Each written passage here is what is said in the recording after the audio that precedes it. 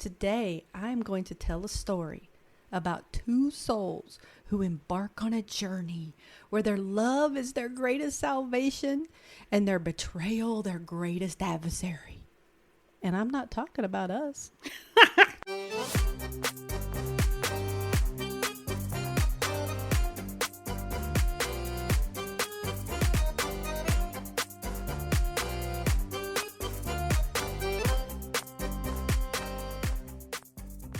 Hi everyone, and welcome to our podcast, Wandering Works for Us. We are Shelley and Beth, a married couple living in Portugal and traveling the world. These are our stories. Hello everybody, and welcome back to Wandering Works for Us podcast. I'm Shelley. And I'm Beth. And today we're going to tell you a romantic love story, one that has lasted over the ages in one of the oldest countries in Europe. Indeed. We're so excited to tell you. You are. I am, because this is one of my favorite stories. I love this story. This. So before our first trip to Portugal, I was doing some research on things that I wanted to see, and I was also reading this history book called The Portuguese, A Modern History, and it mentioned this story, and I was very intrigued, so I had to go off and do some research and find out what happened with these two people. And the versions of the stories that you get are mostly the same, but there's a few different things in there, so I'm going to kind of mix them all together and tell you the basic story. Yeah, because a lot of it's legend anyway. Yeah. The best parts are always the legends, right? Yes. All right. Picture it. The year is 1340. Ooh.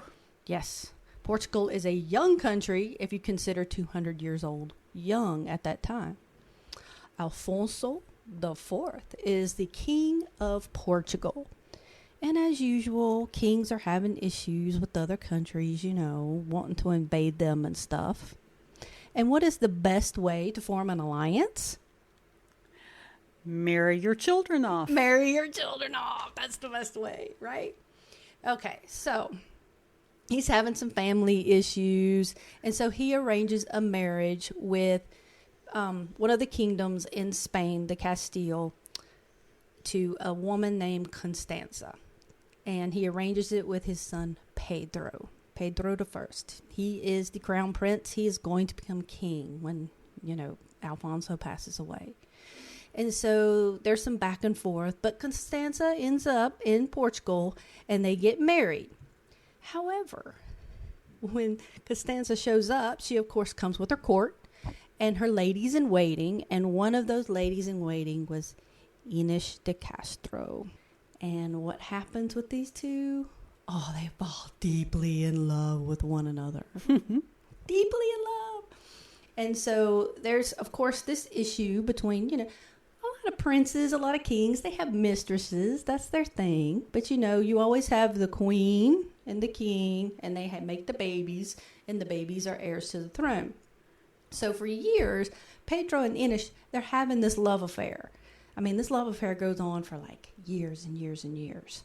But the problem is Pedro is paying more attention to Ines than he is his wife. And so therefore, we got to do something about that. So about 4 years into this whole thing, Alfonso goes to Pedro and says, look, you got to end it or we're going to fix it. And Pedro does not want to end it. So Alfonso bans Ines from the court. He sends her off to the countryside. He sends her to the border of Spain. He sends her up north. He tries to get rid of her. But of course, Pedro cannot be without his love. So they meet in secret, pretty much all over the country, everywhere. So about the year 1355 or so, Constanza has finally gotten pregnant. There is a heir to the throne. And so when Constanza goes to have the baby, who's Ferdinand, his name was Ferdinand, Ferdinand the First. When she has him, she dies in childbirth. Now, this opens up a world for Pedro because Pedro really wants to marry Ines. But the problem is, Ines is not technically of royal blood, or she's not high up enough on the chain to really become queen. And the second thing is her brothers, they pretty much are in cahoots with the king of the Castile in Spain, and they are a great influence on Pedro at the time. And so the king, Alfonso, is trying hard to marry Pedro back off. He's like, you got to marry somebody else of royal blood. And he says, no, I miss Costanza too much. I cannot. Meanwhile, he's off having children with this other woman. And at some point, he brings Ines back to Coimbra. And this is where the king and Pedro and everybody lived during this period of time. They're not in Lisbon. Coimbra is like the capital. And so when she comes back to Coimbra, Alfonso has had enough. And he sends 4 guys off to hunt her down and kill her. Dun, dun, dun.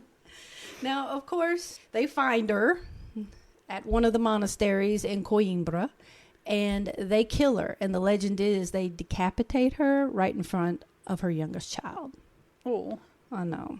sad. So, of course, Pedro is not having it. He loses his mind, basically, and mounts a small rebellion against his father for a couple of months. It lasts less than a year, but it was probably more than 6 months. And finally, Pedro's mother, I believe her name is Beatrice, comes through and says, look, Pedro, stop fighting with your father.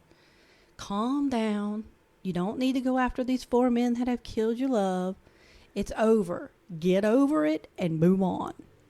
And Pedro actually concedes at that time. But a few months later, Alfonso dies. So guess who becomes king of Portugal?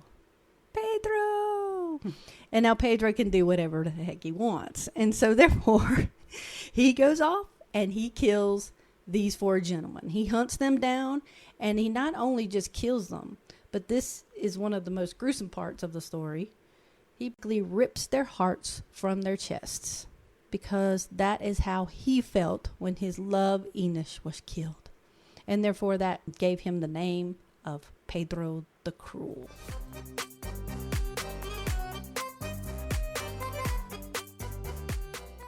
Now, technically, that is the end of the story. However, my favorite part of the whole story actually doesn't come into text until about 200 years later.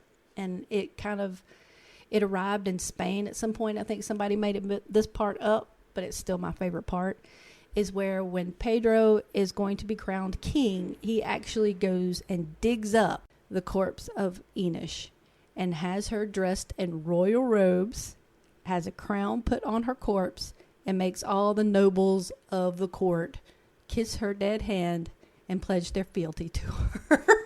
And makes her queen. Which it makes her the corpse queen, which I think is absolutely brilliant.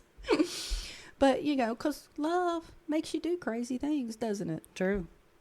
So now both of their corpses are in a monastery in Alcobaça. And we were able to visit that monastery, finally, not too long ago. We were.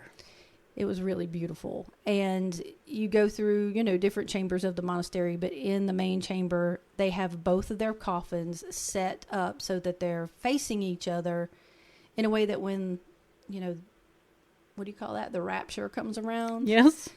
When the rapture happens, when they rise up, they'll be able to meet each other and look each other in the eyes as they ascend to heaven, or whatever you do when the rapture comes.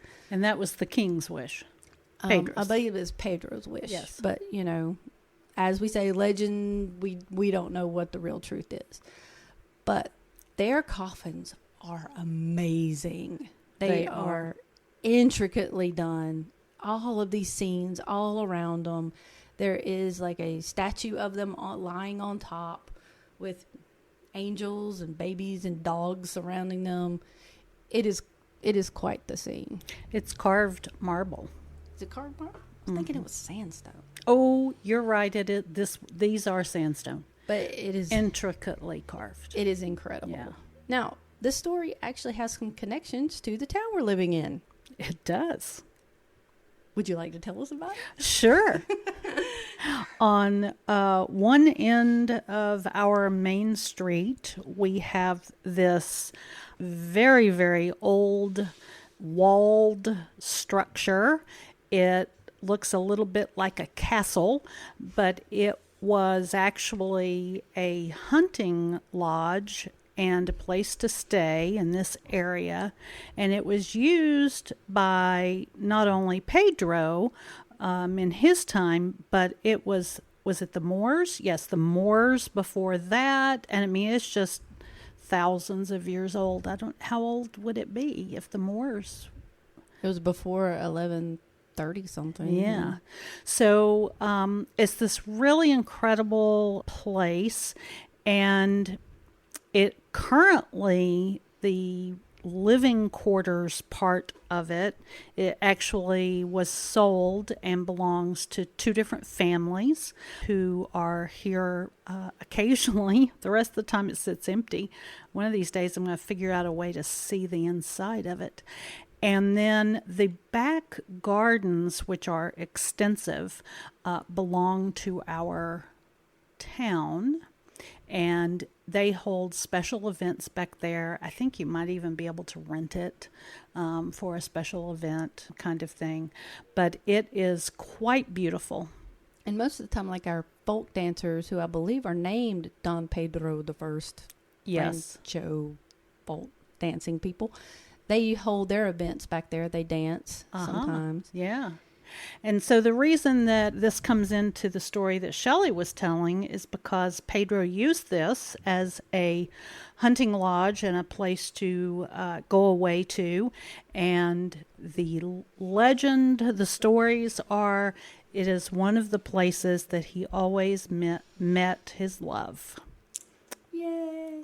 We do have a museum in town called the Dom Pedro the First Museum.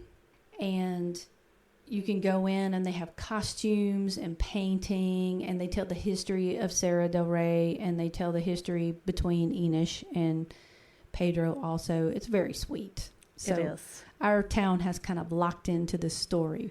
So it kind of works out. So that's the story for today. Well, that was good. Oh, thank you. Maybe I'll come up with another story. Another history lesson. Another history lesson. Because there is lots of history here in Portugal. It is the oldest country in Europe. Oldest one. Thanks for joining in for this short version today. And if you have any questions or comments or want to give us any suggestions, hit us up on our social media. We're on Instagram, TikTok, and Facebook. And we look forward to hearing from you soon.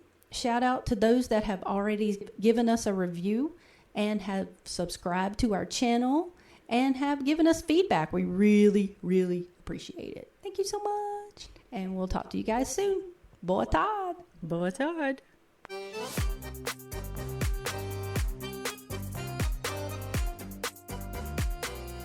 Thank you, everyone, for joining us today.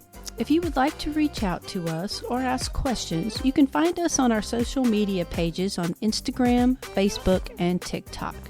You can also follow us at our website, www.forus.com. That's www.forus.com. Hope to hear from you soon. Obrigada!